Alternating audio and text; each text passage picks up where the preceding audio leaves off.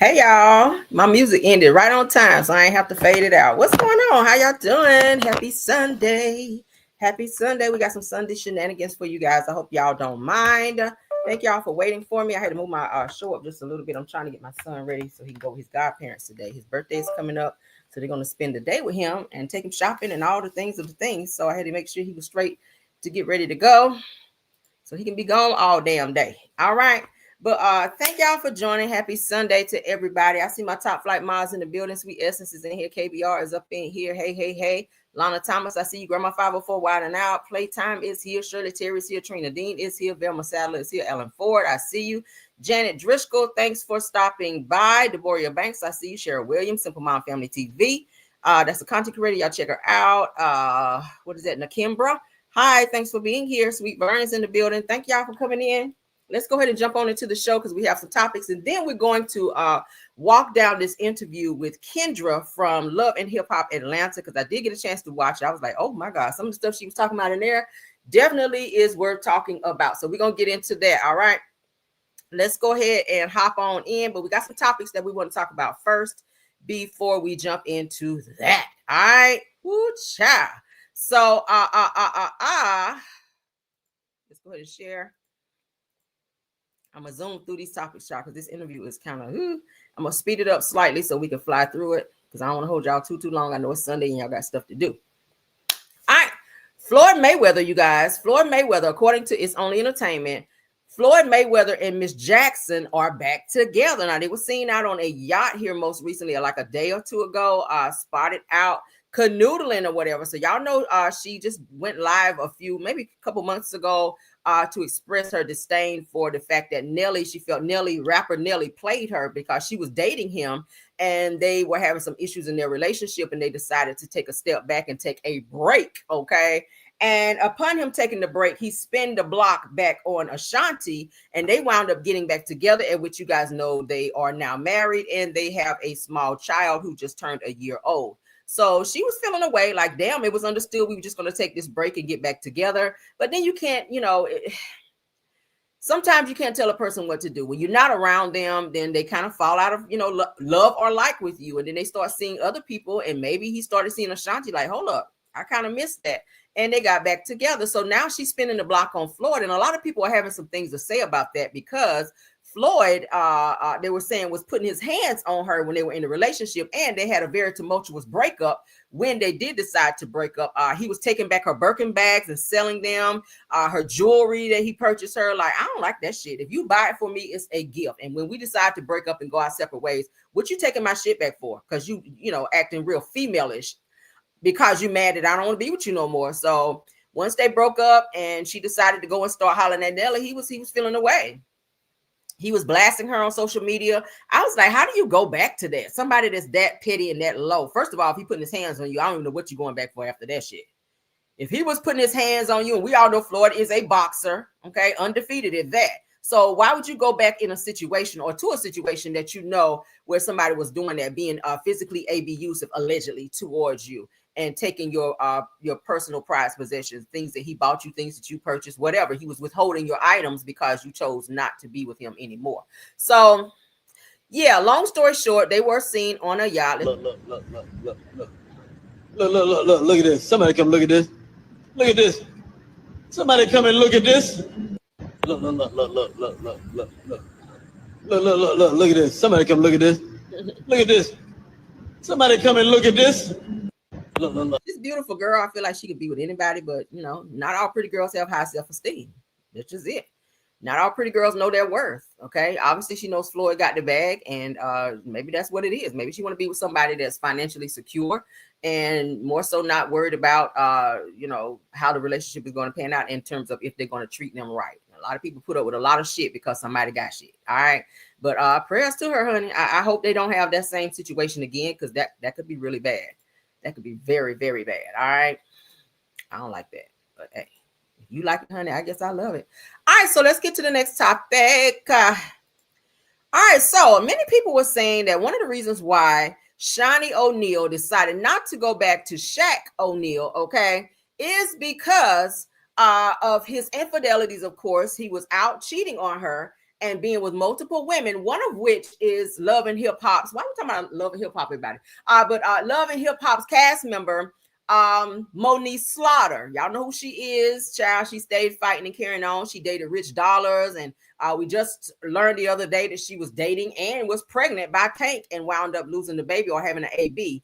Whenever he was in a whole relationship with his now wife, Zena. So it gives that Moniece is kind of like maybe a Hollywood pass around, if you will. Now, saying that Moniece Slaughter was pregnant by Shaq while he was still married to Shani. So that could have been one of the reasons why Shani decided to start moving money to offshore accounts and to start getting her ducks in a row prior to leaving Shaq. Now, Shaq is still in his feelings because Shani filed for divorce and decided to leave him, but she was tired of his shit. Like, who wants to stay with someone who is a public figure who's going to publicly continue to disrespect me? After I done popped out, Shani got like 4 or 5 kids by Shaq.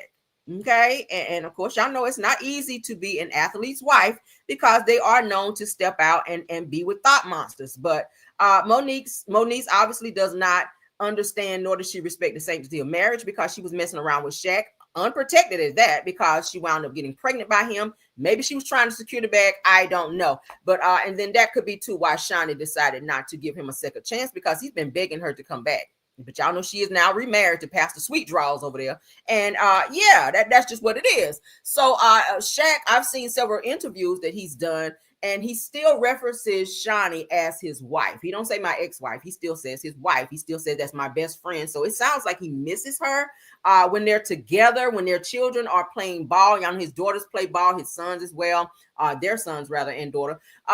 He kind of still look at her like he miss her, like he still have a thing for her, but she is married. She's a pastor's wife now. And Shaq, he really had not married again, but y'all have heard him dating other people and being in relationships with people, one of which would be Ice Spice, the rapper Ice Spice, okay? And some other people. But most recently it's come out that Moniece Slaughter, honey, was dating Shaq while he was married to Shani, and she wound up getting pregnant by him. Let's go ahead and get into it. A hot ass mess. Monique is a pass around. I'm sorry. So back in 2016, reality TV fans were hit with wild rumors that shook both Love and Hip Hop Hollywood universe and NBA gossip circles. Word on the street was that Moniece Slaughter had gotten pregnant by none other than Shaquille O'Neal, and allegedly while he was still married to Shani O'Neal. Now, the tea came courtesy of Jason Lee, shout out to him, and shout out to It's Only Entertainment, who dropped a bombshell during a heated reunion season. It says that for those who remember, Moniece had already admitted to dating Shaq during the Love and Hip Hop series season 1 premiere screening, but nobody saw this kind of revelation coming, honey. Now they go on to say that according to Jason Lee, that Moniece once carried Shaq's child, but allegedly chose to have an AB. Now, the explosive claims surfaced after Moniece declared out an all-out war on Princess Love, which is Ray J's wife, and Brandy. All right. Following their accusations about her parenting during a previous reunion. Now, tensions escalated when Princess linked up with Jason for dirt on Moniece, leading him to hint at having access to an SEX tape, child. Now, they said that things hit the fan from there, with Moniece reportedly sending Jason legal threats, which only made him double down and spill even more tea. And that's who you don't want to fool with. Everybody said the Funky Dineva is messy. Jason Lee is a messy ass biatch. Okay, he is. He will tell your shit. And yeah, he's a friend you never want to tell no shit to, because baby, when you fall out, he is going to tell all your ish. So it says if only this saga had been played out fully on screen, that season 3 of Love and Hip Hop Hollywood might have gone down as one of the spiciest seasons in franchise history. Now, instead, it became legendary off-camera gossip that fans still bring up nearly a decade later. So what do y'all think about that? All right. So here's some conversations between Jason Lee, excuse me, y'all, and Moniece. All right. I've been drinking all this damn water. So Moniece says, I told September what to say, and she won't say anything until she has a response. Says that I told the detective last week that I wasn't pursuing criminal charges against you, which is why you haven't heard from them yet. Said that, so just make sure that your attorney responds, and September will then close this case against you. And okay, happy training. All right. So she goes on to say, there is no case against me, so I'm not really tripping. That must be Jason Lee. Says that our response would be a bit more aggressive than it sounds like it needs to be. So if they've concluded that they aren't doing ish, then just send a letter that says that or not. Says that I'm not really worried, to be honest. All right. I mean, they ain't got shit to worry about. So it goes on to say, let's make sense now. Said that when they were married, I was a child. Said that when they filed for divorce, I was with my son's father and pregnant with my son. They filed in November of 2009. I gave birth January the 10th. So come again. Said that who was pregnant by who and when who was married to who? What?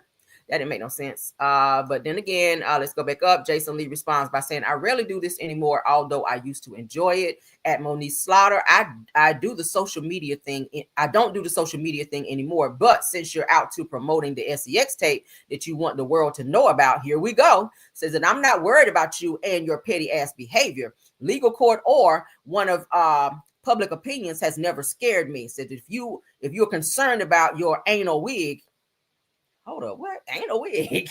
If you're concerned about your anal wig being shown to the world, don't worry about it. If I was gonna stop it, I would. Says as far as monetizing off your SEX tape, I'd rather sell the story of how you got pregnant, ucking Shaq while he was a married man. Oh shit. Says that you are a worthless piece of genetic garbage, and if you don't want the world seeing your ussy online, stop giving it up so freely to motherfuckers. All right. Said that you think that your vagina had a donate. What? 50 cent a day sign next to it. Damn. So the saddest part of this whole saga is that you're truly a medically disturbed person that does anything for attention. Who that sound like? Tamar. All right.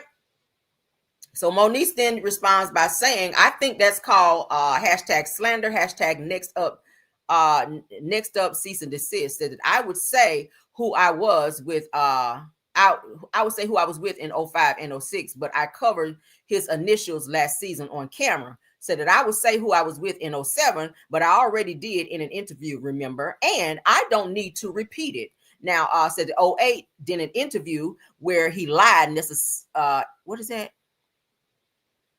Incessantly with the same person who's telling this particular lie. Said in 09 was with my baby daddy. So now shut up about a timeline, stupid. Okay, so then just other people are there commenting. So damn, he up and read her down. Jason Lee read the hell out of her right there.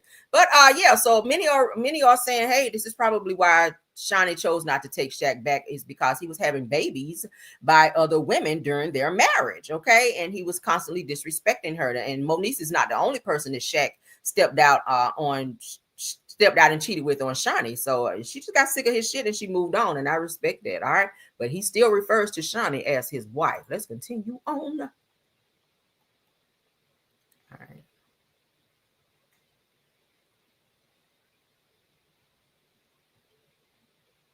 Okay, yeah, that's what I need. All right, so we're gonna get into this last topic, and then we're moving on to the interview. Okay, it says it. Didn't she get into it with Tank? Yeah, we just talked about that. We just talked about it the other day when she got into it with Tank. They were going back and forth, and she was alleging that she got pregnant by Tank too. Like, girl, maybe use some protection or get on some type of birth control where you're not out here just getting knocked up by random people and then having to go rush and get ABs. Like, that's very reckless. But let's get into the next topic. Teyana Taylor is still having it out with Iman Shumpert.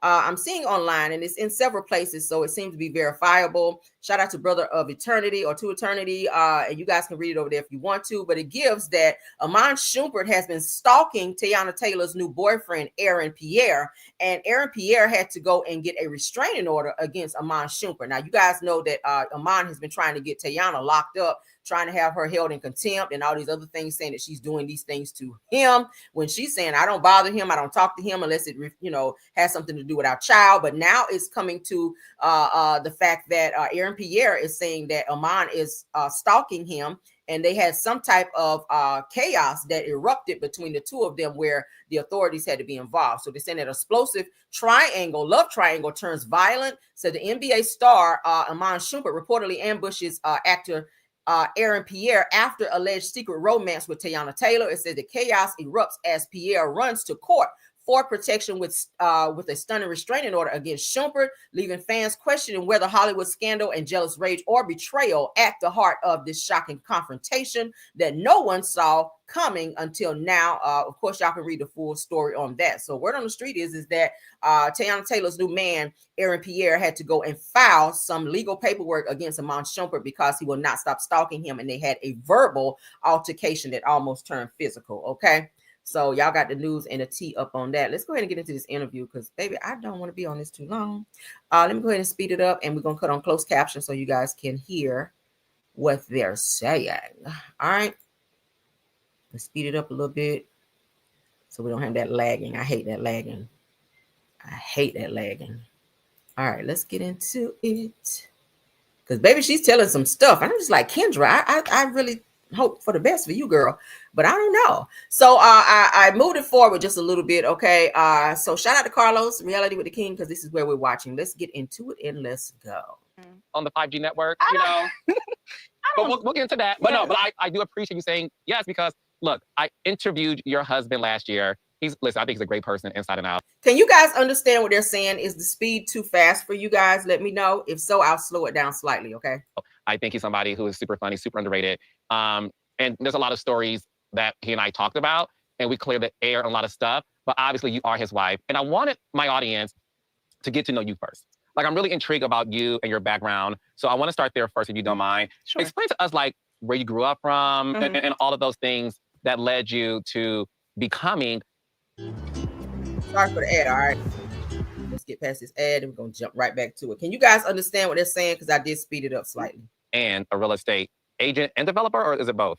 A real estate agent, real estate closing attorney, and a developer, soon to be developer. I'm trying to get all the coins. Well, send me some child. But no, it's enough for everybody. Period. But talk about that. Like, where are you from? I'm from a really small town. It's Clinton, South Carolina. It is like between Greenville and Columbia. So I'm a country girl. Both my parents are from there. And I just kind of grew up just like that, like easy living in the church, you know, having family gatherings every week, you know, at my grandma's house and stuff like that. But I also had a dream, a big city dream, or even if it wasn't a big city dream, like I knew I wanted to change the world in some kind of way.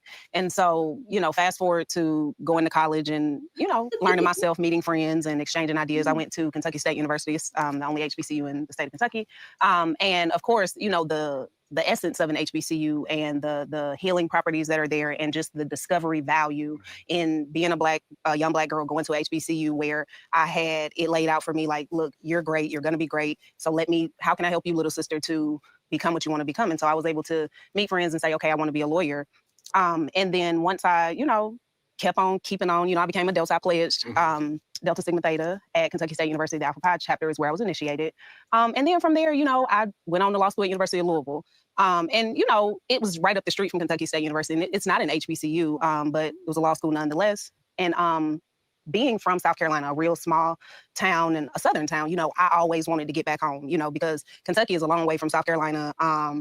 And, you know, I was like, I want to go back south. You know, I don't want to live here. I didn't even take the bar in Kentucky. I took the Georgia bar, even though my education was in Kentucky. So, you know, I had a plan to kind of get here because it was close to home and it was like, to me, the next best thing. So that's how I ended up in Atlanta. You know, I passed the bar. I got a job at the public defender's office. And that's where my legal career started. I started doing criminal defense. And I fell in love with it because it was like I was helping my people. You know, I didn't get paid a lot of money. And actually, when I started out, I was doing it for free. You know, I was interning and then, you know, going to work in the afternoons and stuff like that. But I just, you know, kept working at it. I kept networking and, you know, having my mentors, you know, keep me busy, even though I wasn't getting paid. I was still getting the experience. And so, you know, that's pretty much, you know, how I got to Atlanta. You know, I probably was in Atlanta about a year and a few months before I, you know, met Joc'S. I was, you know, when I came down, I was like, oh, I'm about to be a lawyer. I'm about to be balling. I was just like, you know, the dream that somebody has when they're en route to Atlanta, you know. But that's not what happened. I was living on MLK in the hood. My rent was like $600. They broke. Were you in a shitbox? No, I was in the peaks on MLK. Did you have a bathroom? I had a bathroom. You could see everything from one spot in the house. You could see my room. You could see the bathroom. It was not a studio though. What was the square footage? Probably about 800. Okay. About 770. Got a futon? I had my couch set. I had my couch set from college, but it was rough. I didn't know. No, we all have to listen. I was in New York City. My rent was $750 in Brooklyn. I had rats. not mice. I had rats. Oh God, they were And big. They were big. I had a cat who would take care of it. But my point is, shout out. But no, so I get all about that. The humble beginnings. I had a futon because it had many purposes though, right? It was like 500 square feet, child. So when I walk into the kitchen, the bathroom's right there, and when I walk out the bathroom, my couch is there. So that was you. So I relate to that. Yeah, it was like a struggle. They broke into my apartment the day after I took the bar and stole my laptop. So had they been a day earlier, I probably would not have become a lawyer, at the same speed that I did. And so it was rough. But all of this happened really quickly because when I then moved to Cascade, I was at the Shell right there on Cascade. That's right across from that VP one day. And I had moved and I was on my way to a job interview in the DA's office in Savannah because I had applied to so many jobs here. All of my prospects looked like they were drying up. So I was like, shoot, I'm gonna go prosecute or do whatever I got to do. Even if I got to live there and work throughout the week and come back here on the weekends, I was like, I'm just gonna try it. So I went down there, interviewed, and then actually on my way back, I stopped at the gas station, the Shell gas station. Joc'S was there. So these are so cute. That was the devil. I setting love you up, girl. Let's continue. Planted him right there in that moment to set her ass up. Let's continue. Yeah, sorry. Young Joc. That's Young Joc. No, that's your husband. Yeah. Joc'S. So, okay. So you're at the Shell gas station, pumping your own gas. Pumping my own gas. Okay. And I had come back, so I had driven 4 hours from Savannah, so I was tired. And what time of day was it? Daylight. Okay, it was in the day. It was daylight because I had stayed overnight and then drove back, so it was daytime. So I had on my U of L sweatpants and I had on a little shirt. I wasn't looking like much of nothing. I was cute. I was young. The face is beat. So you feel me? But back then I wasn't even into makeup back then. That's the crazy part. Okay. So I was at the gas station and I had a Grand Prix, a Burgundy Grand Prix. Everybody had a Grand Prix, but I had a Burgundy Grand Prix. So I was pumping my gas and he was like, his truck was there, and so he pointed at my car, and so I panicked because I'm like, I just put 3 new tires on this car. I know I don't got a flat tire. And at the time, I didn't even see that it was Young Joc. I was like, this man is trying to distract me. I hope he ain't trying to rob me. I hope ain't, nothing going on and stuff. So when he approached me, I was like, wow, this is Young Joc. I was like, this is Atlanta. You know what I'm saying? But what did he say to you? He said, ma'am, I said, what's going on? He was like, no. He was like, your tire. I was like, well, what's wrong with my tire? And he was just like, oh, nothing. He was like, you look like, he was just trying to distract me with his words. And I was like, but I was in a panic because I'm like, in my head, I'm like, I'm not trying to have to replace another tire. So, and then he was like, well, I'm glad everything is fine with it. And he was like, he was like, I would ask you, for your number. He was like, I would like to do that. He was like, but I'm not gonna do that. He was like, how about we exchange social media handles and, just kind of go from there. And so we did. I bet you did. And no, I got it wrong. I'm sorry. That's not what happened. That's what happened. He said and did all that, and we went our separate ways. Y'all exchanged information? Not at the Shell, but hear me out. Okay. That was one day. So we did not exchange information at the Shell, but we just had that interaction, and it was maybe 5 minutes. So 3 days later, I needed to go to the Shell. I'm not the Shell, the SunTrust that was close by, because I needed a document notarized. And so I walk in there. I had on a lime green sweatshirt that had the cutout in the thing. It was the fashion at the time, whatever. So I walk in the bank. Guess who's sitting in the bank talking to the banker? Joc'S. Sitting in the bank. I walked to that bank from my apartment complex. I was trying to save gas and everything. So I walked in there. I got I was like, oh yeah, I need this notarized. He turned around and was like, and I turned around and saw him, and he was like, oh really? Oh wow.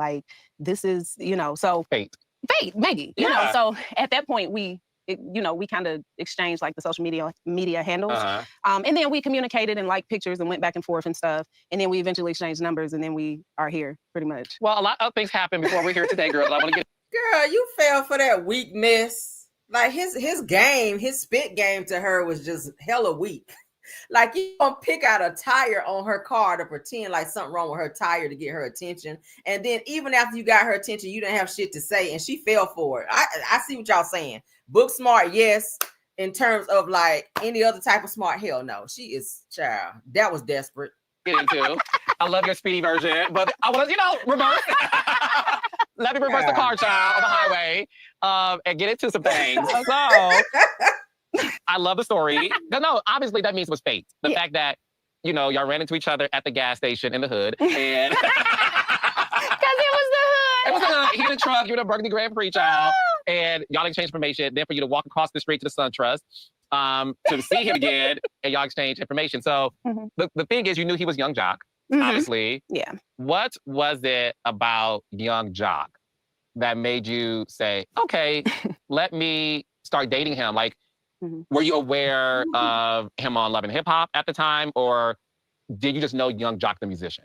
Well, at the time I knew of him slightly from Love and Hip Hop, but I didn't watch it prior to me getting on there, but I knew he was on there, and I knew a little bit about his story, or what people were saying his story was based off of that. But prior to that, I just only knew him as the musician because I was a fan. Like, when he came out, I was a senior in high school, so like at that point, that was all I knew really, you know what I mean? But again, I did have the buzz going on, like say from my friends who I had told that I had met him, they were like, oh, okay, well, I watch Love and Hip Hop, and this is that and the third. And so what were they saying exactly? Well, that he has several children, because I think, when he got introduced on the franchise, that was something that, that was they're part of his story. So that was made known to the world. And just, he was dating what Carly read on the show and stuff like that. And like, this was a lot. Like, this was a lot of stuff. So to go back to the call of your question, the thing that made me like buy in, or just, kind of tap into what he had going on, was that even though, I had met this rapper who I know of to be a rapper, and now I know of to be on reality television with what I'm seeing is supposed to be his real life with all of this, it's like, I didn't judge him. You know what I mean? Like, that's just what it is, because when you first meet somebody, if you really are a person who's genuine and, let things go how they go, you just are going with the flow of things. So it's like, I didn't meet him and be like, I'm marrying him. But it's not a matter of judging him. It's a matter of realizing that when you see all these things that's attached to him, then you kind of have to compare it to your life and say, is this something that I want in my life? Do I want to be with somebody to have all these kids? Like, that's not what of being with all these women and doing all these things that I'm seeing and hearing that he's doing. And just because he's young Joc and this dude with this notoriety and clout and money, so you're just going to put up with it. And I had it just been, some dude in the hood named Earl that had 9 kids. I don't think she'd have put up with that shit. I'm gonna be honest with you. And that goes for anybody else. I don't feel like Kendra would have messed with Joc had she known he had 8 or 9 kids. If he was just a regular dude from the hood with several baby mamas, I don't think she would have fooled with him. But because she knew he was on Love and Hip Hop, she was getting TV money. He was getting TV money. He's a rapper.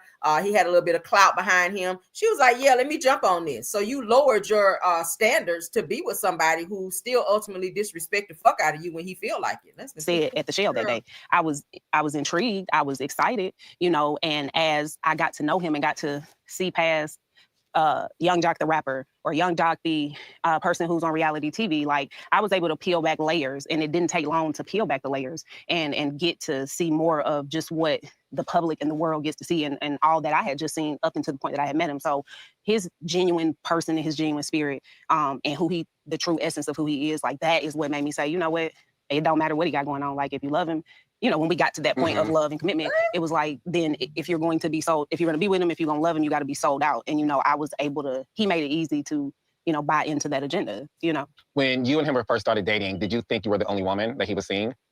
When we first started dating, see, this is the thing. Well, yeah, I think, now when I first met him, I don't think so. Like, I feel like his kids, some of his children were young to where, I do feel like he was still involved with either one or two of their mothers. But when I first met him, we did not go straight into physical or straight into even actually dating. You know what I mean? Like, we took it slow, So by the time Joc'S and I became more than friends, he was no longer married. He slow walked you, mama, because he was already getting it somewhere else. If he's that interested in you, think about it, women, and y'all know that, and y'all know I'm telling the truth. If he's that interested in you and he's not seeing anybody else, most guys that are pursuing you, that's definitely on the table, that eventually the nookie gonna have to be tapped. I'm just saying, I gotta say it in a way where you two ain't gonna be like, but eventually that's gonna happen. And most dudes, they'll try to get it the first night if they know you easy like that, or they can get it. But if he's juggling so many women, he ain't pressing you like that for that, because he already getting it, right? That's what I see here. He thought that Kendra was this young, pretty, naive girl, and he was going to play with her, and he was going to add her really to his roster of women. He was juggling a roster of women, and he was living this lifestyle. And I feel like he knew that, she's this Southern girl, came from this, from the South. She was probably, guarded as a child, and really didn't have that, that much freedom growing up to where she kind of knew how street life and how street niggas work. So he was going to play with her while he was also playing over here. And she was totally oblivious to what was going on. He was already divorced on paper. And was Joc married when y'all were dating in the beginning? No. He wasn't legally married? No. At the time that Joc'S and I became more than friends, Joc'S' divorce became final within 2 weeks of meeting. 2 weeks of meeting, yeah. Yeah. So I never, by the grace of God, ever had to, deal with a married man. Got it. Yeah. And when you learned on the show that he was having dealings with Carly Red while you two were dating, how did that make you feel? All right, this feels almost illegal to know, but our windows were so old.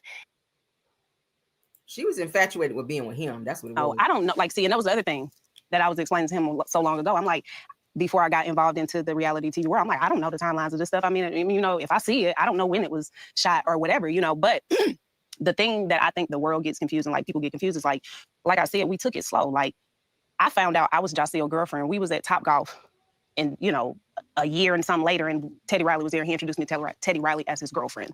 Like, that's how I found out that Joc'S was my boyfriend and I was his girlfriend. And how many months were you dating when he made that declaration? Over a year. Like, it was like... You were dating him for a year and y'all weren't exclusive? I mean, it was no conversation had with me that said, hey, look, I mean, we were acting exclusive, but it was no, hey, look, official. We're going to, no, you date nobody else, I date nobody else. Like, it wasn't that. Like, now, were we acting that way? 1,000%, but it just still was not a formal sit down. Were you seeing other men during that year? I was. Not other men. It was just, you know, a person in particular that just the times kind of overlapped. And, you know, but... You got a boyfriend when y'all first met? It wasn't a boyfriend. You had a male a companion? Correct. That you were romantically involved with? I mean... Yeah. You know, before, yes. Yes. So this male companion that you were romantically involved with, when did you officially stop dealing with him? Was it after Joc made you his official girlfriend in front of Teddy Riley? Hear me. So, okay. Yes. Okay. Yes. So it was just, you know, I was, yes. Okay. And that's pretty much what it was. It was a unpleasant situation. You know, that was it was just like a weird situation, a very bad situation. Joc'S actually, you know, confronted me about it. And he found out about this guy? How'd he find out? I don't know. He went through my phone. He had to go through my phone, so. And he saw some text messages and some photos? Not no photos, but text messages. And like, I love you? Yeah, just fast. Just stuff you don't want to see somebody who you thinking is your girlfriend. Mm-hmm. And I mean, that was my boyfriend. The whole thing with that, like, is that I just, you know, I didn't know when I met him. And this is the same thing I explained to him. You can ask him if you know. Let's stop it right there. So you dating him for a year. This let me try to make the sense of this, because this shit just seems. So you're dating this person for a year, and he's not made it clear to you if the two of you are exclusive, even though you guys are acting as you're exclusive. And you didn't know until he introduced you to Teddy Riley as his girlfriend. I feel like he, again, was playing you and you know, shooting game. I feel like that's what it was. He's going to introduce you to somebody that you've never met before, that you see that's important, somebody you've seen on TV, just like you know Joc to be this celebrity individual. So now he's introducing you to his celebrity friends and making you feel important, even though he still got somebody else over here. But the fact that he never made you feel like y'all were exclusive while y'all were dating within a year is wild. Like, that's wild. And it could have been because he might have known that you were seeing somebody else too, and he didn't really know how you were moving exclusively in terms of y'all relationship. So it's given that y'all were just together and y'all were sleeping together and just having all this fun without really making some type of declaration of what your relationship was headed to or was, you know, said to be. That's weird to me. I ain't about to be with nobody for the whole year and don't know where we stand. Like, I'm just not doing that, especially if I know I want to be in a relationship with that person. Weird, but okay. Mm-hmm. I let him know, I'm like, look, I didn't know that when I met you, I was going to love you this much. I didn't know it was going to be this, you know? And had I known that, I would have instantly just told, you know, whoever to just, you know, disband, go ahead, going on. But unfortunately, it don't happen like that. And people make mistakes. I was being selfish, you know, just at the time period. But, you know, and I was very hurt that I hurt him in the way that I did, because Joc'S was very hurt by that. But we got through it. But, you know, that was just, you know.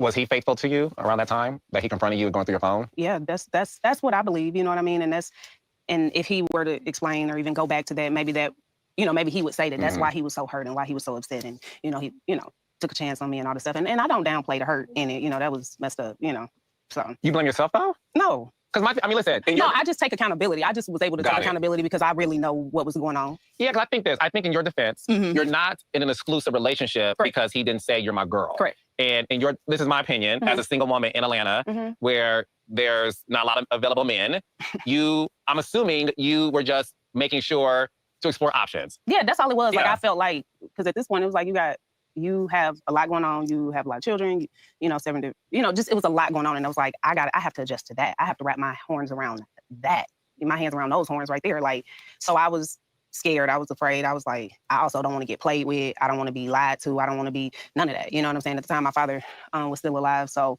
you know, as I was telling everybody, like, yeah, you know, I met Young Joc and this and that. And then as they realized, like, oh, he's not going away. He's here.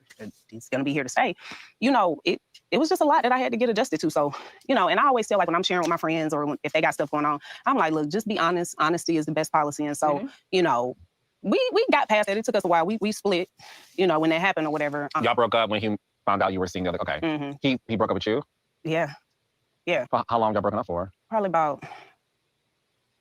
My brother literally has Mr. Beast read PDFs to him while he's playing the hell out of her. Whole time he's seeing somebody else and having babies, but he breaking up with her. She's so stupid.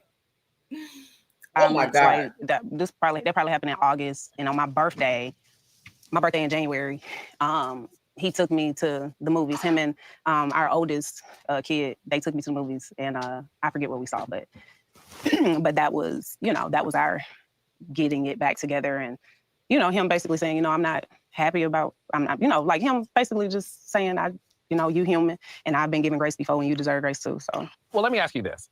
You are a very smart woman, obviously very educated. Anybody who passes the bar, that's nothing to sneeze at. Thank you, bro. A lot of people failed it 20 times and finally got it right. It's okay. You know, but no, it's child. I couldn't do it. That's why I talk for a living. But no, so I give you so much credit with that. The thing is this.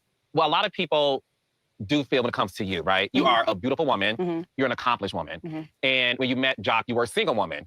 No kids, right? So here you are considered, for all intents and purposes, prime real estate. You a young, popping Black woman in the blackest city on the map, you know what I'm saying? The most popping city when it comes to Black wealth, Atlanta, Georgia. And here you are, your Grand Prix, minding your business, trying to pump gas. Was it a premium pump or the okay, basic fuel? Using the basic fuel, child, 89. Period. And this man approaches you. And this man has several children. At the time, I believe it was 8. When you met Joc, he had 8 kids. By 7, is it 4? When you met Joc, you met a man who at that time, 8 kids by 4 different women. A lot of people feel like, what the hell? Why in the world would a woman of your accomplishments date somebody who they would consider to have a lot of baggage? Well, and I mean, again, this is when I first met Joc'S, and when I fell for him and I realized, like, shoot, like this is like, let me see what's going on. You know, I mean, I had to battle through them questions too. You know, at the time, many years ago, I was just starting out, but I guess I didn't have the fruits of my labor yet. I was putting in the labor. I ain't had no fruit yet. But, you know, I don't know. I just feel like that's how love works. You know what I mean? Like, I know I didn't get a chance to date a lot of people before I met Joc'S when I moved here. But just from the times I've been able to date before I met him, you know, I've dated, you know, athletes, professional athletes. I dated a professional athlete when I was in law school. Thought I was gonna marry him. You know, I've dated people who didn't have 4 or 5 nickels to rub together. You know what I mean? And, you know, I had some high experiences in both places, you know. And, you know, not too many lows with the regular, you know, folk that ain't got men that didn't have all the money and stuff, you know. So I just feel like, not saying that I had lived this whole long life and had all this experience by the time I got here, but I'm just so not superficial. You know what I mean? Like, even when I met Joc'S, I didn't have money like that. You know what I mean? But I was hustling. I was grinding. I was, you know, moonlighting even as a licensed attorney. You know what I mean? I knew I was going to be somebody. I did not know how or what vessel, you know, God was going to use to get me there or to deliver on his promises to me or whatever, but I knew it was going to come. So to me, it was like, you know, if you like this man, if you have gotten to this point, because if you put in and remember that when I met him, you know, I had some stuff going on, you know, when I met him. So it's like when I got down to the point where it's like after the whole rift and we back together, it's like, and I had to have this conversation with my father, I had to have this conversation with my mama, you know what I'm saying? Like doing my soul searching. And I was like, you know, I love this man. You know what I'm saying? I really love this man. It's not about what he can do for me financially. It's not about what he can do for me. Like, just, it's the fact that, you know, he has shown up every time I needed him to show up. You know what I'm saying? Even when, you know, I wouldn't have showed up for me in a particular time, he did show up, you know. So it's me, you know, knowing that love is not, you know, it's not judgmental. Yeah. It's not, you know, it always has some sort of risk with it, you know, if you just be honest with it. But it was like, it was me willing to say, hey, this is what you really want, Kendra. If this is what you want, so go after what you want, you know, realizing that there are red flags. There are precautions. You very well might get hurt. You very well might get your heart broken. This very well might not work out.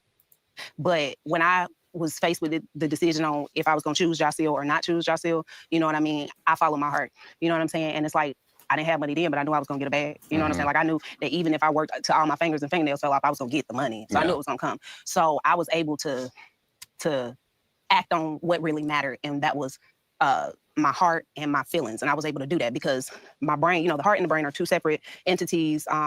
The brain being the smarter of the two, and the brain being the conductor and the controller of the two.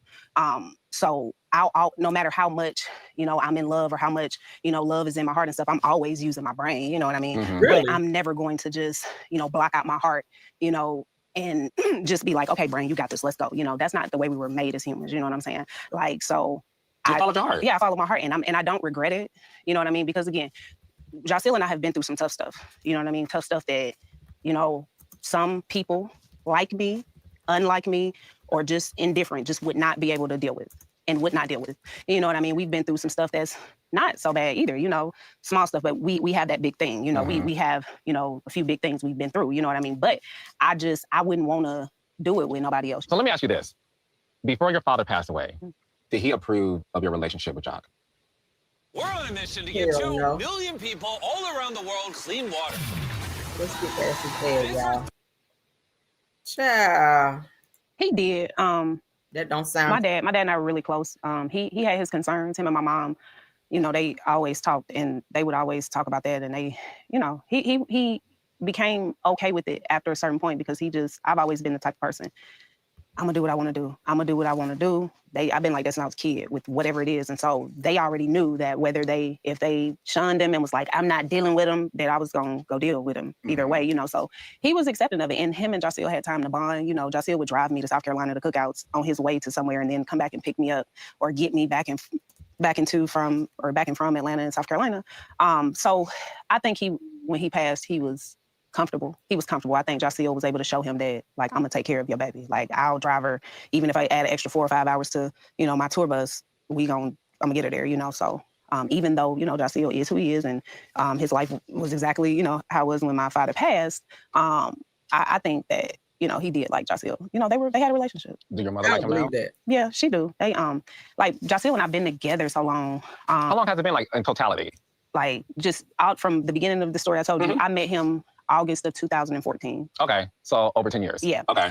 So my mom has had the time to be like, she's become like a mom to him, and then especially with, him losing his mom, I just think, she just tries to be extra, like, kind of present there for him, because I'm sure that's one of the worst experiences ever, and then just losing a parent in general. So, but my mom has been not necessarily the referee, but, I'm my mama baby. Like, I am her youngest child. So when we've had the stuff that, y'all have seen on the show or whatever it is, like, you got my mama calling, hey, what's going on? Calling both of us, calling him, hey, what is this? A group text, hey, what's going on? I don't know what's going on, but y'all need to call me or whatever. And then we like, Ma, we just working, whatever. But they're extremely comfortable, with each other. And so, like, I feel like she loves Joc'S a whole lot, and so, but that's just, that's our progression over the decade, just, just gelling together as one, trying to do that. And then now with all of the stuff that all of the dynamics in our relationship, anything we've gone through, anything that we go through is like, we have to consider, this is what I was explaining to him. We have to worry about other people. Is that hard sometimes? Yeah, because like I was explaining. Why does it seem like their relationship is such a tug of war? Why is it that your family, first you said that your dad was very much okay with the relationship between you and Joc'S, aka Young Joc, but then you didn't sound like you were too sure when you said, yeah, he was okay with it. What father is okay with their baby girl being with this rapper who is known to be running through women, who has 8 children, 4 baby mamas? What dad? My dad wouldn't go for that shit. Hell no. He'd be like, real what? No. What dad in his right mind who loves his baby girl, who's protected? Because y'all know dads are very protective. My dad was that way too of me. Dads are very protective of their girls, especially their baby girl. Okay. Like, you got to knock down a whole damn brick wall to get to their daughter, and you got to have something going on. But the way she said, yeah, my dad was okay with it. And then your mom having to call and get in between and do group chats and stuff, asking when they see different things on TV or hear different things in the blogs about him stepping out or being with this girl or some other girl other than you. Like, that's too much. Why would you put your family through that? Why would you put yourself through that, in terms of always having to feel that you need to explain his indiscretions and his disrespect towards you? Like, that shit is so stupid. to him, like, I don't want my mother thinking I'm not okay. I don't want my brother thinking I'm not okay. You know, I don't want my friends thinking I'm not okay, and I'm up in their face, and my peers, the judges who I go before every day. You know what I mean? I literally have to go and literally save the world regardless of what is going on in my house. You know what I mean? And so I just tell him, I want to be mindful of those people. I want to be mindful of his parents. You know what I mean? Like, you can only imagine the amount of people who call, everybody from his family, everybody from my family, like just when anything happens, you know? So I just told him, I was like, heavy is the crown that we wear, but we have to be considerate of those people. You know what I mean? Yeah, I mean, look, the thing is this, and the reason why I'm so glad we're talking, and you're doing a great job at telling your story because of this. If I'm just watching the show alone, right, it does appear, and when I say this is just what the perception is that people do have of you. A lot of people, Kendra, feel like you got this rapper with a bunch of kids and a bunch of baby mamas, which is so stereotypical. And you're lost. They feel like you're being gaslit. They feel like this woman is in a marriage that is one-sided. This woman is in a marriage where, God forbid something happens, she has to take on all the debt of child support payments and everything else because you're legally his wife. A lot of people do that. A lot of people think Joc is still cheating on you. There's a lot of things that people are saying about you that I would love for you to address, because you are right. You do have to go before judges. You do have to go before your mother, your brother, and your peers, and your girlfriends who do watch the sensationalism of the show, right? Where, you know, look, Joc is hilarious. And one thing I've learned is the fact that, you know, he's a ham. He hams it up. But the foundation is what some people are concerned about. So how do you feel when people feel like this man is bamboozling you and he got this successful woman? All right, let's get through the ads. What we call ads, you guys? Yeah. Weird.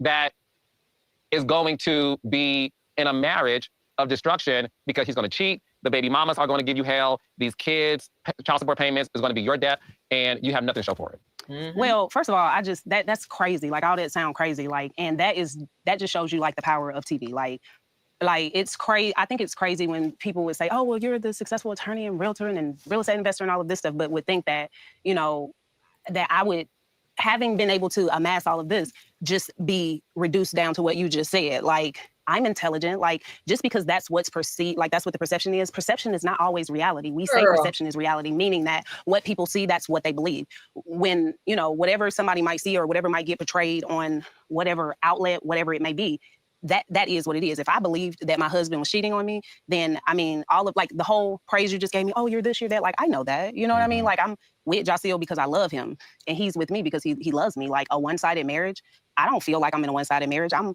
you know, have you seen my house? Have you seen my cars? Like, I don't pay for this stuff. Like, you know what I'm saying? You don't pay bills? No, I don't. I pay my student loans. You don't pay the mortgage? I don't pay the mortgage. I don't pay my mortgage. You understand what I'm saying? I have investment properties. I might pay the mortgage on an investment property that I have. Well, I'm sorry, my tenant pays that mortgage. I mean, I'm liable for, you know, that mortgage, but and it's not even about that. Like, it's not even about that. But no, the thing is, I know what you're trying to say. Yeah. The thing is this, you're no dumb woman. Yeah, I'm not. And it's like, it's not even about that, but I'm a kept woman. You know what I mean? I'm a worker. I'm a worker. You know what I mean? Choice. By choice. I do not have to work. But I didn't go spend all this money on a law degree, a mathematics degree, a real estate certification, and all this stuff just to sit at home. That's not what I want to do. I don't want to, have children. That's the thing about me. Like, I'm not, I wouldn't be sad and disappointed if it happened, but I'm.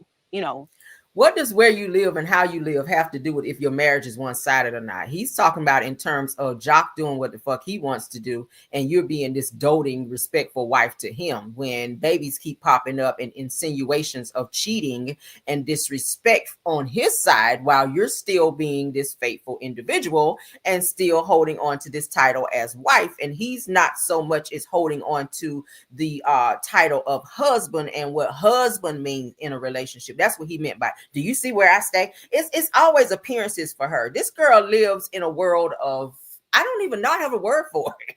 That don't mean a damn thing with what you drive and how many cars is in your driveway and how you live. That don't have shit to do with a marriage being one-sided.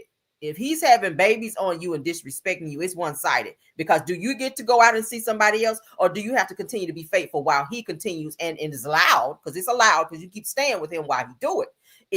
Is that okay? That he is allowed to do these things while you're allowed to be this faithful individual. Let's continue. I kind of don't want it to happen right now. I'm not ready for that. Do you want kids? I don't think so because, like I said, we've been together so long. I've had the joy of like helping raise kids, like helping him raise his children. I have nieces, that I played a big part in their lives too. And so I don't have the itch for it, and I've had that. I've known that. She's lying because she was just on the show crying to Rashida and them about she wants to be a mom. She wants to have kids. Y'all know she's been having some fertility issues to where she can't just have a baby. Okay. I think she tried to do like at one point IVF and it didn't work. So she's been having a hard time getting pregnant. Meanwhile, he's knocking everybody else around her and she's having to accept these babies from other women. And some of these women are being very disrespectful to her as well. And she just has to put up with that shit. Why? Because those are his kids. So she's conditioned herself to accept these outside babies and this lifestyle that he's put her in, where these women continue to get pregnant by him and she's just stepmom. So you have put being a mother for, yourself, having your own children on the back burner to be stepmother and wife to him when you're on national television crying because it's not happening for you. And you're seeing all these other women doing it with him, which that's supposed to be you. I don't know how I would deal with that, but let's continue. For a very long time. Hence, that's why I don't have kids. That's why there are no stories or, maybe one or two, but like not, it's not for me. Do you get along with his kids? Yes. All of them? Yes. All of his children. And really, I love those kids. You know what I'm saying? Like they're amazing. And, the way people see them now, when I met them, they were just, nobody was big. You know what I'm saying? Nobody was big. No, everybody was young and chubby and, so it's one of those situations where it's like, I'm happy with kind of like where I fit in. And I think people don't understand that about me. They say, oh, you're settling. Oh, you just want to be married because you got the money, you got the this, you got the that. You just want the man, so you just settling for this man. You know what I'm saying? But people don't know that backstory that I gave you where I didn't have to go in this direction. I chose this. Girl. And I could have walked away from the other situation, got with him, and he could have literally fucked my life up. Like, gave me no, like you said, nothing to show for it. Gave me no direction. Gave me, just... No security. Nothing. You know what I'm saying? Or I could have ended up being another baby mama. You know what I'm saying? Or it could have took a lot of different turns, but I navigated the situation. I didn't just take the ticket, get on the boat, and go to my room. I went to the sailor's pit or whatever you call it. You know what I'm saying? Like, I'm not just sailing blind, and I don't, I get offended when people say stuff like that. I'm like, yeah, and that's why I wanted to talk to you because again, all the stuff I'm saying, you people say that, and you see it online, and I wanted you to address it because people do feel that way. And listen, I appreciate the fact that you own the woman you are, you own the skin you're in, you own the decisions you make, you own the place you are in your life. I'm a firm believer in if this is what makes you happy, and this man isn't abusing you mentally, physically, financially, emotionally, and you two have your own sort of relationship and understanding that the world may not get, fuck them. And that's what I'm gapping from you because based on how... I don't agree with that, Carlo. I think he's not... I'm going to just say this right now. Do I see financial abuse? Yeah. Every time you step out and have a child with someone else other than your wife, that's financial abuse because you got to take care of that child. You are you're funneling money from the household to another broken home that you created versus that money going towards your wife who deep down wants to have children, but it's a constant slap in the face because she has to keep conditioning herself to be okay with a situation she ain't signed up for. Let's child. Somebody that wears glasses. That shit couldn't be me. Hell no. Listen, based on how outspoken your husband is, it does oftentimes feel like you're drawn out because he is so outspoken, because he is on, a hit radio morning show where his voice is not only every Monday night, or I think it's Tuesday now, every Tuesday night, but it's also daily. And I've always felt this about you. I always felt like, I wonder who she is. And I also wonder how she's dealing with this because we do know all about the sensationalism that is attached to him. And he does a fantastic job at handling it and kind of like being in on the joke because he's a man and he's very confident in himself. Hence the hairstyles he had over the years. But when it comes to you, I always felt that because of that, you were always, nothing he did, but the world always perceived you as sort of like, is she suffering in silence? I know, because it could be a lot, like and I share that with him a lot. I'm like, that stuff be a lot. But see, the thing with me is and the people who truly know me, like people who grew up with me, like people who work with me, like I'm a very outspoken person. I'm a trial lawyer. Like I have trials and convince juries to say that people are not guilty, So I guess I'm some sort of persuasive too.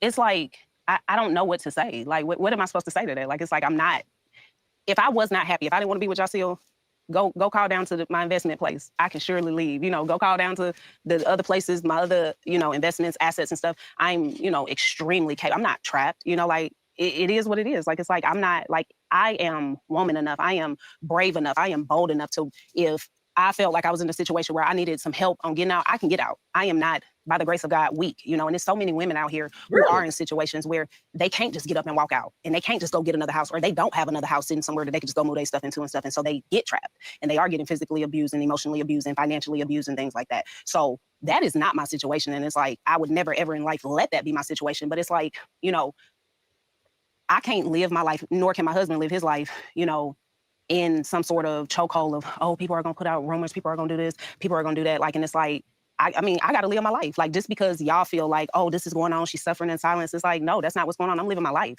Like, I'm working. And I'll be retired in 10 years. Like, that's the type of work I'm doing. So, you know, while he out here, you know, while y'all might hear noise from that end, I'm moving like a duck on this end, paddling like this underneath the water, but all y'all see is just the glide. You know what I'm saying? So it's like, I don't have to be loud in my presence, you know, but I'm here. You know, I'm here on your couch, and I'm gonna be on some other couches and other screens and stuff. You know, it's like, and it's, you don't get that way by being a church mouse. You know what I mean? You have to have a resume, so to speak, or you have to have, you know, confidence in a voice, some sort of something, you know. And but I appreciate a little bit sometimes when I'm just like, I'm like, oh, people are really thoughtful, like they really care, or they really like are concerned now.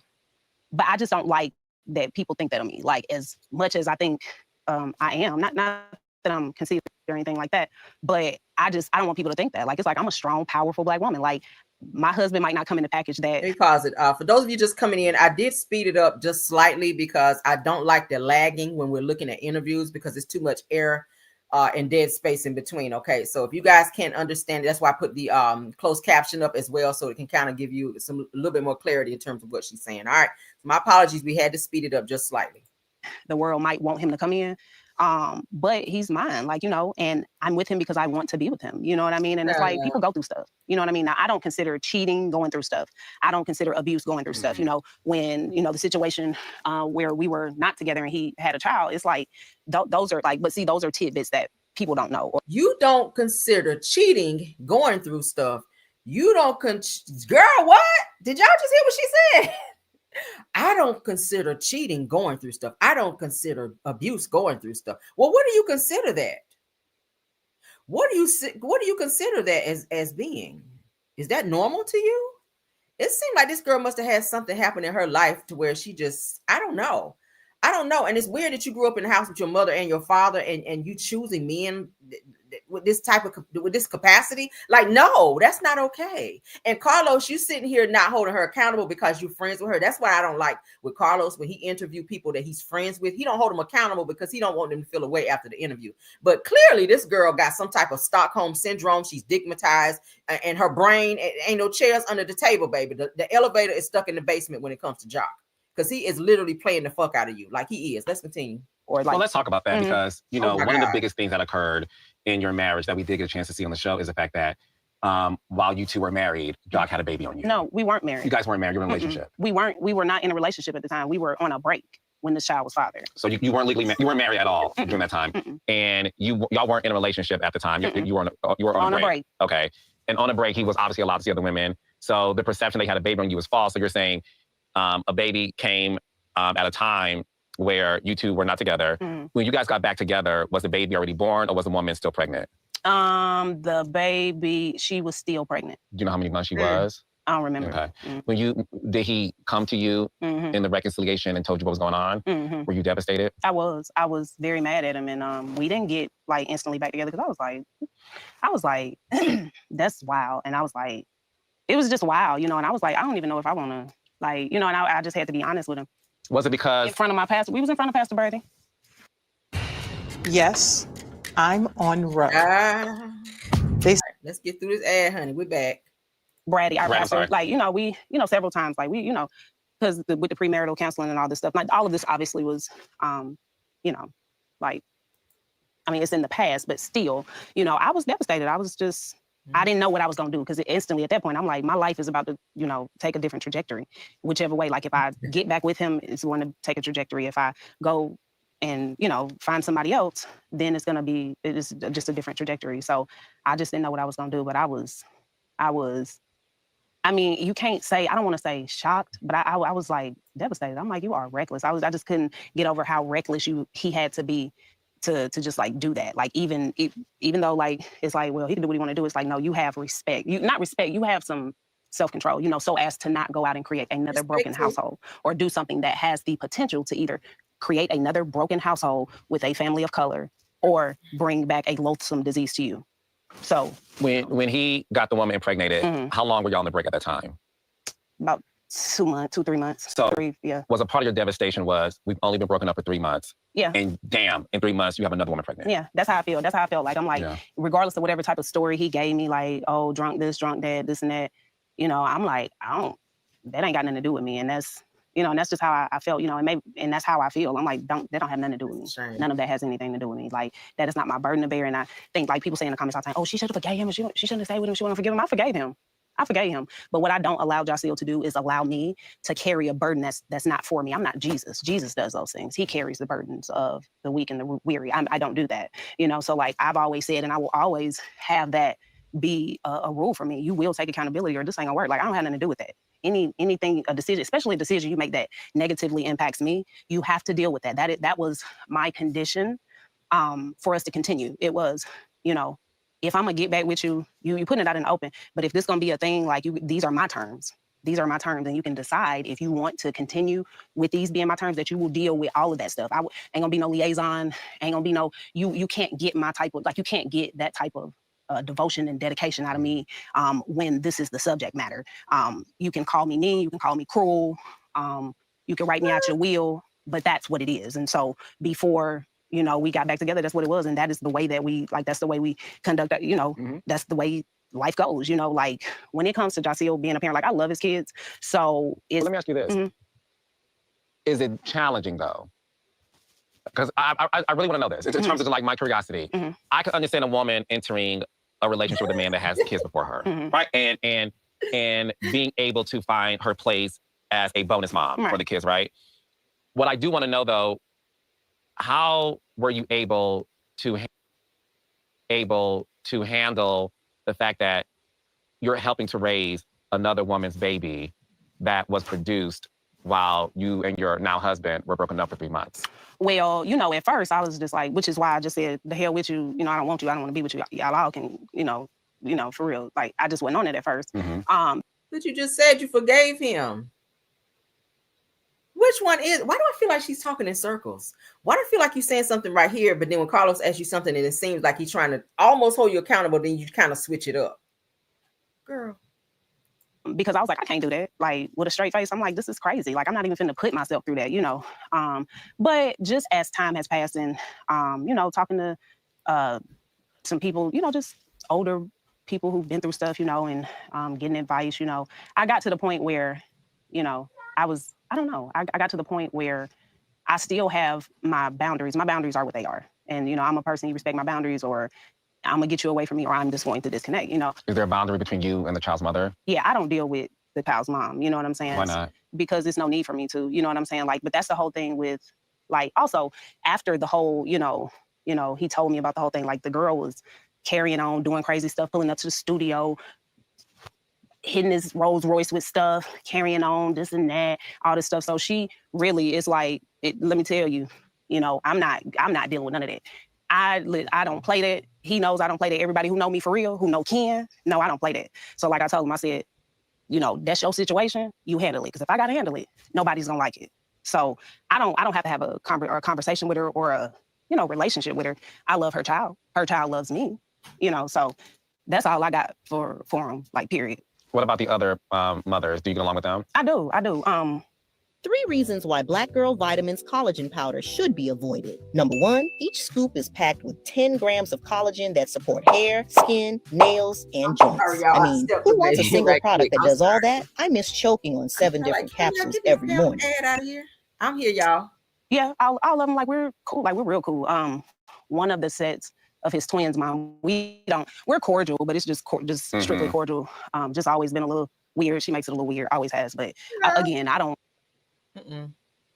And I don't care about stuff like that. Like, we're cordial for the kids. Some of them some of their moms, we are close, actually, or cool, or it'll be like, girl, we gonna go to the Mexican. You wanna come to the Mexican? Or, you know, they'll have them get me something for Mother's Day, or, you know, we just like and also I've been around so long, it's kind of like, you know, they know I love their kids. And because I have a genuine love for their children, it's like, you know, hey, you know, what's up? Like, you good? I want to make sure their mama's good too, because like, I want my babies to be good. And, you know, the best way for that to happen is that their moms are good. So, you know, but I just have that relationship with them to where, you know, it's like I can pull up, you know, or they can pull up, or, you know, it's just like that, you know. Do you and Joc have a prenup? We don't. You don't? When it comes to a will and testament, do you guys have that in place? I have a will. I do. Joc'S has a will. Yep, we both have wills. Okay. Yep. Okay. Obviously, you're back in the news. Yeah. I want to read something to you that your husband decided to post that I wanted to get your thoughts on. In regards to how he felt things were being handled between the two of you, in addition to how he felt the show was coming in between you guys. So I want to get your thoughts on it in terms of what he said. And just, you know, look, it's one of those things where I want to be able to understand when you saw that, how did you feel about it? Was it something that you saw coming, or was it something that, you know, he was able to like explain to you? So I want to make sure I get, you know, the right quote. Unless you just want to talk about it, I don't need to read it to you. You don't need to read it to me, but the whole thing with Joc'S is, you know, because he pretty much intimated that the show and the fans were affecting your marriage. It's not. You know what I mean? Like, and I always have to tell Joc'S this because, like, again, you know, I might tell you a joke, but I'm not gonna tell you no lie. And I might tell you, you know, the truth that I share with you might not be comfortable, but it still don't change the fact that it's the truth. And I feel like Joc'S has a problem sometimes receiving that, you know, from me. I'm like, hey man, I'm not accusing you of cheating, and just because these people are, I'm not saying that you're cheating on me. Like, that was not the reason. But what I shared with him was, I want to share with you what this person sent to me. So I sent it to him. You know what I mean? What did they send to you, for those who may not know? They sent... So a woman sent... in your DMs? In my DM, sent me a message saying that she saw my husband in an Uber with a woman. So, or she said her husband said that. So whatever, a whole bunch of whatever, but that's the gist of it. So I sent him that, you know, I sent that to him. And this is not like abnormal. You know, if somebody sends him some, people don't send him stuff about me, but if they were, he would send it to me. Or, you know, so this is something that I will do, you know. And so I don't know if it was like a buildup. Now, I did end up, it wasn't like, I didn't go off on him like about the subject matter of what they sent. Like, I wasn't like, oh, you down there cheating and you're doing all this. Like, it's not that. I'm not that girl. Like, I don't have to do that. You know what I'm saying? Like, I just don't. And, you know, he knows this. So I sent it to him, but we were into it about just something. It was not about if you're cheating or if you're not. You know what I'm saying? But like, I explained to him further into the conversation, like, hey, you got to take some accountability. Because I told him, I said, I wouldn't have to deal with this if I said, take you out the equation, I wouldn't be getting no message like this.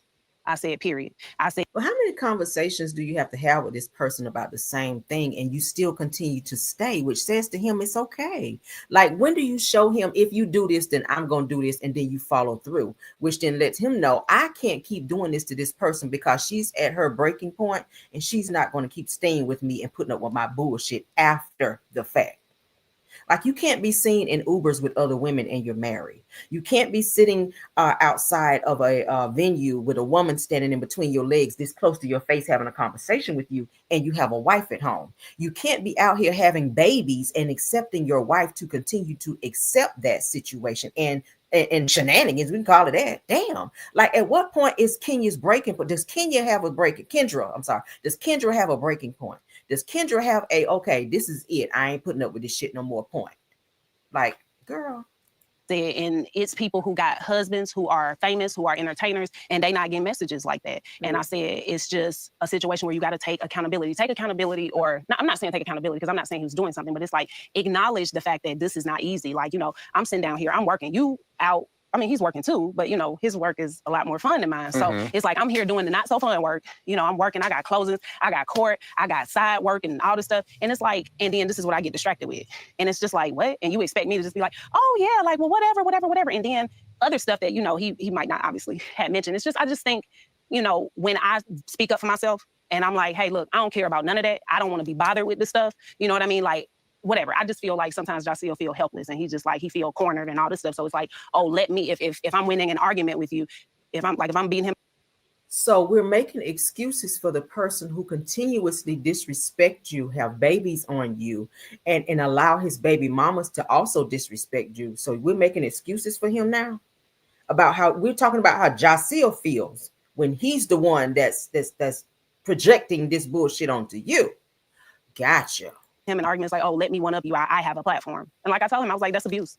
I was like, that is abuse. I said, that is, for you to, I was like, you're not going to gaslight. Like I was like, you're going to use your platform, your social media, because you're a celebrity, you got millions some followers, as a weapon, using the radio platform, a syndicated radio morning show, to weaponize your position in a situation where it's like, given the history and what we've been through in recent history, I expect, everything in the world plus more and a few more stars on top. You know what I'm saying?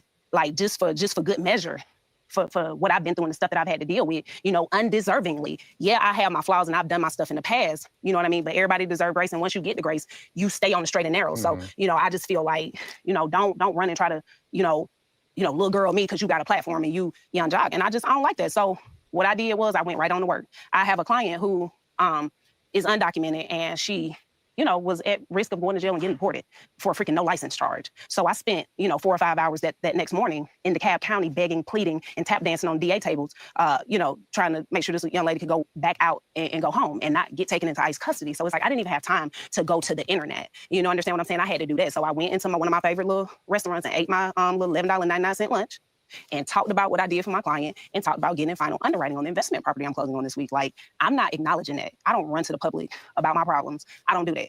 The public runs to me about theirs. I don't run to them about what I have going on. And I told y'all still, he's 8 years my senior. So it's like, you're almost a decade older than me. So I expect more from you just on that front. But I expect more from you because I'm your wife. I'm your wife. And it's like, now, also, I used to have a nasty habit when we got into it, or just argue, because we don't argue a lot, you know what I mean? But just, really? divorce. You would say the divorce word? Not all the time. It's probably just like happened one time, maybe 2 times. Maybe 5. No, maybe 2 times in 4 years. But you admit that sometimes you would weaponize the D word. I only weaponize it like 1 time or 2 times. Okay. And it's wrong. It's wrong when I do that, you know what I'm saying? And obviously he felt that and wanted to like... Yeah. Oh, yeah. So that's what he told me. So they get into it and you weaponize, and well, I ain't gonna say weaponize, you throw that out there as a way to maybe try to scare him, a scare tactic of saying divorce. He don't give a fuck. You don't think that Joc got a woman already waiting in line and waiting? If this shit don't work out with Kendra, you don't think he already got somebody already waiting to step into your place if and when you decide to divorce him and move on?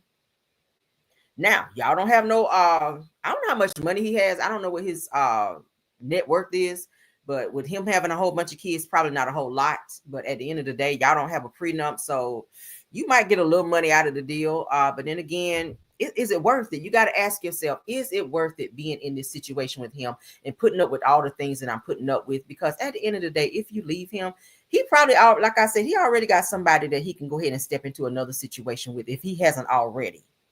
I feel like Joc always has someone else in addition to who he's fucking with. And I think that she knows that, but I think she's conditioned herself to become comfortable with that just for the sake of not arguing with him. I've seen them have some really bad arguments on Love and Hip Hop, and all of that cannot be acting. Like, she literally calls him a bitch ass nigga on national television. Like, you guys are to that point. Like, that's it. That's toxic. Okay, that's toxic. Let's go. Like, after talking, it's like, yeah, you always saying this and saying that. But like I told him, what pissed him off is because he was, going off and trying to, gaslight me. And I'm just like, boy, I defend people against people with these personality traits on a daily basis. That's actually my claim to fame out of the U of L Family Law Clinic. It really is. So, I'm like, so that those things don't work on me. And so it's like, even with you doing that, you see what I did. You see what I did. And I got another contract in, another government. Like, it's just like, you doing all this and you... I was like, and I hate to get on TV and be like, you can't break me or whatever it was people were saying that I said, but it's just like, no, I'm letting you know, like, I shouldn't have to tell you that, you know what I'm saying? And just because I'm telling you, hey, you a married man, period. You know what I'm saying? And I'm not saying that he was doing something against. But was it more so because even last year when he was at the party and the parking lot situation happened with the woman, see what I'm saying? Is it, so for you, obviously, I get it. You are a professional woman. I feel so blessed that we're still... Reminding him he's married. Obviously, he don't give a damn. He know he married, but you got to keep reminding him. Girl. Involved in the entertainment business because your husband's on a hit show. Yeah. And you have to make appearances on it. Yeah. But in your real life, you're at work constantly and doing investments. So because your husband's lifestyle includes hosting events, going to nightclubs to perform and all that stuff, that he puts himself, not purposefully, but puts himself in situations where people can be in your DMs. And at some point, any human being, it can take a toll on you to the point where, okay, the block is so hot that, okay, what's going on? I'm not accusing you of something, but I'm also not going to ignore this either. And what you did, which I would have done, you presented it to him because you can only take so much. And if I came to you and said, Carlos, such and such said that was telling me that you said blah, blah, blah, and blah, blah, blah. And then I'm just telling you, and she said, you said blah, blah, blah, blah, blah, blah. After a while, you're going to be like, how can you keep repeating this verbatim? Show me what you're talking about, right? You know what I mean? And so you're going to want somebody to present the best evidence of what they talking about. You know what I mean? Like, show me what you're talking about. So that's the only reason I send it to him. You know what I'm saying? Because I'm like, that's giving somebody a fair shake. I don't know if that's the lawyer in me. I do that even when it's not. If it ain't even him that I'm... There's no giving him a fair shake when it's clear as day. I showed the video where this girl, he tried to say, oh, that's just my friend. That's nobody. He always downplay these women to her. But this girl, literally, he was sitting back like on a car and his legs were open. She was standing in between his legs, this close to his face. That's inappropriate. Like, you can't explain that to me. I don't give a fuck what you were talking about. I don't care if she was telling you an eyelash was about to go in your damn eye. There is no explaining that when you know your situation at home. Why does he keep getting a pass for this stuff? I don't understand that with her. That's trying to show something to her, prove something to us. Like, that's just what you do. So like I told him, I was like, I'm not even trying to antagonize you, but it's just like acknowledge the fact that this is not easy. You know what I'm saying? And I think sometimes, like I said to him, I think sometimes because you do give me a good life, you know, and I don't for real have to worry about too much. I was like, I don't want you to feel like it's like, yeah, I can, you know, yeah, I can stay out extra late, or I can, these are just examples, I can stay out extra late, or I can do what I want to do. I'm king, you know, I'm when all this, you know, and because traditionally, you know, the dynamic between men and women, it is, I'm not saying every man who's been a provider historically has been that way, but, you know, when somebody is financially dependent upon somebody, or if just one partner has more than the other, you know, it could create a situation like that. But I never want, and I don't ever anticipate that it would be like that. And Joc'S is very, he never wants to be perceived like that. That's why his feelings get hurt so bad. Cause like, he's not a bad guy. Joc'S is a good guy. You know what I'm saying? Like he's a good man, you know what I mean? And I can say that very, you know, very boldly, you know, very bravely. But I just feel like, understand where I'm coming from. You know, I signed up to do this with you for the rest of forever. It's like, give me that respect. I don't hound you. I let you do whatever. You know what I'm saying? I be out here hustling, grinding myself. So I'm not a nag. Like, I'm not a nag, you know, I'm super cool, you know, and he'll tell people that, like, he like, that's my best friend. You know, I just want, you know, we be hanging out, this and that. I'm like, cause I be chilling, you know what I mean? And I dress up and try to look cute for you and all that stuff. But it's like, you're not gonna sit here and just act like it's a walk in the park. It's not always a walk in the park. And I just want to be heard when it comes to that, like acknowledge that. And he does, and he has. And, you know, since then, you know, he's been better. Yeah, he feel like, I'm like, and I told him, I was like, I was like, your objective for the whole reason you did that didn't work. I was like, all you did was make them people down there, get all them customers down there at the place I posted. And everybody down there asking for my special. That's all you did. Well, that works too. Sure. Well, let me ask you this, because this is like the $1 million question that the audience wants to know. Do you believe in your heart of hearts, in your marriage, that Joc has been faithful to you? Yes, I do. I 1000% believe that he's been faithful to me in marriage. Period. And what is it, as we end this, what is it that you want to say to the world who have you misunderstood in terms of like who you are as a woman, a wife, a bonus mom, a professional, all those things? I am very multifaceted, and I wear a lot of hats. You know, sometimes I can do a better job at what I do under each hat, but I'm just a person, you know, and I just want people to understand that I know that you can see something and want it to be your way or have someone's life be the way you visualize it, but you just have to trust that, you know, I know what I'm doing. You know what I mean? Like, throw away all of that stigma and just get to know people now. I need a poll. I'm sorry, baby. Put a 1 in the chat if y'all feel that young Joc has been faithful or have been faithful to Kendra throughout their marriage. Put a 2 if you think that's total bullshit. Because she is so sure of herself, honey. She just came right out. Oh, yes, he's definitely faithful to me. I don't feel like, what? So, but all the things that you're saying leading up to you saying, yes, he's been faithful to you throughout your marriage, you're saying that I shouldn't have to go through this. I shouldn't. What are you going through? What are you going through? You should not be going through anything. You know, I'm over here trying to dress up and look cute for you, and you're doing it. What is it that he's doing? And then in the next breath is he's faithful to you. So what is it? It either is or it's not. It's no gray area. Either you not cheating or you are. If you're entertaining women, now it's not always, and a lot of people like to play with words in terms of saying, oh, he's not cheating because he hasn't physically done it. There's plenty of ways to cheat. Okay? You can be having conversations with people inappropriate. If you're having conversations by way of DM, by way of text message, by way of conversations on the phone, that's another way of cheating. I don't know why people always think that cheating just, you know, revolves around you laying up in the bed with somebody and y'all actually having sex. No, it goes beyond that. It's emotional cheating. It's physical cheating. It is. People need to understand that. And Kendra. Now, granted, everybody in the world can't just pull up on me and get to know me, but just know, like, I am true and I'm honest about what I say and what I portray. You know, I try to be as true to that as possible, because when I see young Black girls growing up, I want them to say, hey, you know what? I don't look regular. I don't act regular. I'm not necessarily normal, but can I still do this? Yes, I can. You know, I like long nails. Can I still be a lawyer? Yes, you can, young lady. You got to bust down. Yes, you can. You like rap music. You like whatever. Yes, you can. You can do whatever it is you want to do. You know what I mean? And I just want to always be able to encourage people like that. Like, don't take my kindness and my good heart for weakness, because I'm kind and I'm really nice. But if I have to, get, strict or get with somebody, I can't do that. I don't want to be that person, but it's like, don't take my kindness for weakness, and, don't judge a book by its cover. I feel like the whole basis of my life since I met my husband is, you're a lawyer and you're married to a rapper and he has a lot of kids. It's like, Joc'S is so much more than that. I am so much more than that. Like, it's like, put respect on my name, put respect on my legacy. And that's just seriously, you can go down to all the Secretary of States, any state I do business in, anybody I do business with. But and everything I say will check out to the penny. I pay my taxes. You see what I'm saying? So I'm real. What you see with me is what you get. And it's like, if you're happy for my marriage, root for my marriage. If you're not happy with it, just keep on going. Like, if you don't have anything nice to say, don't say it. And if you say it and I don't like it, be prepared for what I'm gonna say back. And I think that's just in a nutshell, I like that. Listen, I really. What does you paying your taxes, which is something you're supposed to do? What does that have to do with the situation we talking about? She's talking in circles so bad. Oh my God. Thank you for the end of the interview, you guys. Y'all please put in the comments what y'all think. This was total bullshit. My heart really kind of hurt for her a little bit. It's given that she's a sister wife in this situation, and he's made her that way, and she has conditioned herself to fall in line with what he wants her to be in this relationship. I ain't even gonna call it a marriage, because damn, this is some bullshit. I couldn't deal with that. She's strong. She is a strong individual. And I feel like it's more so of her saving face in this situation and not letting everybody see the cracks in the foundation, because there's a lot of cracks there.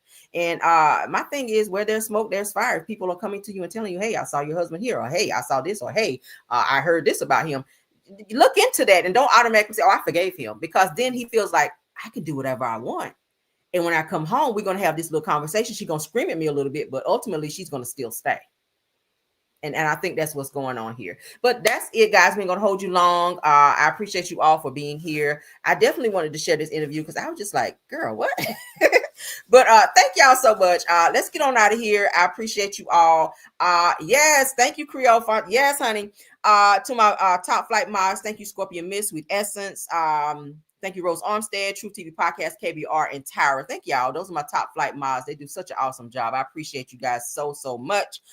Thank you to, let's go through the content creators. Chef Don, if you were here, thank you. Schoolboy, thank you for being here. Shay Renee, thank you for being here. Sunny Days, thank you. Simple Mom Family TV, Purple Unicorn, thank you. Erica Yvette Podcast, Astute Queen B, I see you, Deary Talk Show. Thanks for being here as well. Just T, please. Thanks for being here. Mods, can you please drop down and let me know if there's any more content creators in the building? Let me know so that we can acknowledge them. Okay, I saw some new faces, new names rather, in here as I was scrolling. Messy Hoes ATL, I see you, love. Thanks for being here. I see you. Do we have any more? Right quick before we get this, so that's it. All right, well, we're gonna get out of here. I appreciate you guys. Please have a wonderful day. I'm gonna try to pop in on you guys one more time, unless there's some breaking news or something, okay? Because I try to stay on top of breaking news. But you guys enjoy your day. Eat well. Put in the comments what you guys eat today. What y'all cook today? What y'all cook? I did some jerk wings and macaroni and cheese and some cabbage. Okay, I might make some cornbread. I don't know. But I'm not really doing bread right now, so probably not. But that's what I cooked today. Just something quick and simple, because I didn't feel like cooking today, but just for the sake of saying I cooked. But y'all put in there, let me know what y'all ate today, because y'all know I like to hear that on Sundays, because y'all be cooking some good stuff. But in between time and in the meantime, let's get on out of here. All right. Please don't forget to like the video, subscribe to the channel if you've not done so. Tell a friend to tell a friend. Come on over to the Camera Rail Show and subscribe as well. All right. Until the next video. Bye. You can still go. Even when you feel slow, you can still go. Even when there's no hope, you can still go. I never answer to no, man, I still go. Go, go, go, go, go, go, go, go, go, go, go, go. Hustle hard, hustle every single day. I'll be making moves till I'm buried in my grave. To the system, I don't wanna be a slave. I've been doing shit my way, or the highway. And in the driveway is a nice range, cause I grind through the climb, I invite pain. You'll never hear me, bitch, nah, I don't complain. Just gotta flip the switch and you can go and obtain anything you want, anything you need. Your mind's got the key ingredient, it's belief.